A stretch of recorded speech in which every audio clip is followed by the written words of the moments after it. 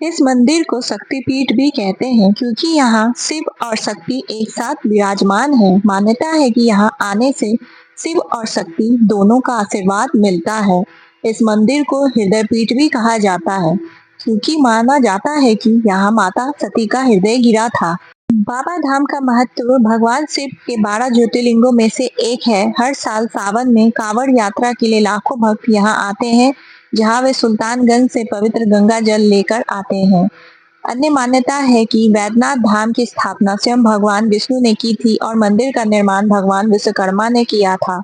ये मंदिर मनोकामना लिंग के रूप में भी जाना जाता है, जहाँ भक्तों की मनोकामनाएं पूरी होती है। मंदिर के मुख्य शिखर पर पंचशूल लगा हुआ है, जिसे साल में एक बार महाशिवरात्रि के दिन उतारा जाता है। बाबा बैद्यनाथ धाम की कथा। भगवान शिव के भक्त रावण और बाबा बैद्यनाथ की कहानी बड़ी निराली है। पौराणिक कथा के अनुसार दशानन रावण भगवान शंकर को प्रसन्न करने के लिए हिमालय पर तप कर रहा था। वो एक एक करके अपने सिर काटकर शिवलिंग पर चढ़ा रहा था।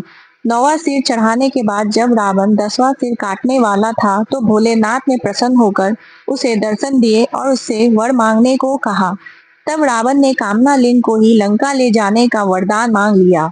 रावण के पास सोने की लंका के अलावा तीनों लोकों में शासन करने की शक्ति तो थी ही, साथ ही उसने कई देवता, यक्ष और गंधर्वों को कैद करके लंका में रखा हुआ था। इस वजह से रावण ने ये इच्छा जताई कि भगवान शिव कैलाश को छोड़ लंका में रहे।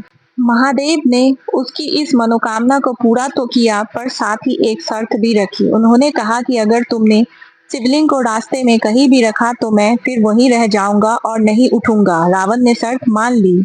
इधर भगवान शिव की कैलाश छोड़ने की बात सुनते ही सभी देवता चिंतित हो गए। इस समस्या के समाधान के लिए सभी भगवान विष्णु के पास गए। तब श्री हरि ने लीला रची। भगवान विष्णु ने वरुण देव को आचमन के जरिए रावण के पेट में घुसने को कहा। इसीलिए जब रावण आचमन करके शिवलिंग को लेकर श्रीलंका की ओर चला तो देवघर के पास उसे लघु शंका लगी। ऐसे में रावण एक ग्वाले को शिवलिंग देकर लघु शंका करने चला गया। कहते हैं उस बेजू नाम के ग्वाले के रूप में भगवान विष्णु थे। इस वजह से ही ये तीर्थ स्थान वैद्यनाथ धाम और रावणेश्वर धाम दोनों नामों से विख्यात है। पौराणिक ग्रंथों के मुताबिक रावण कई घंटों तक लघु शंका करता रहा, जो आज भी एक तालाब के रूप में देवघर में है।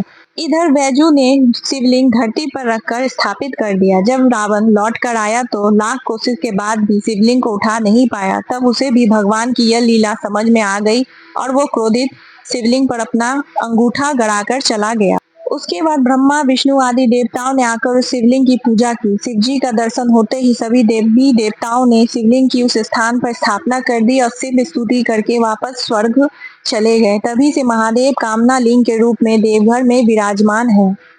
कांवड़िया जो जल लेकर आते हैं उसे बाबा बैद्यनाथ मंदिर में चढ़ाते हैं। कांवड़ के जल को इस मंदिर में चढ़ाने से सारी मनोकामनाएं पूर्ण होती है, शिव जी की कृपा प्राप्त होती है।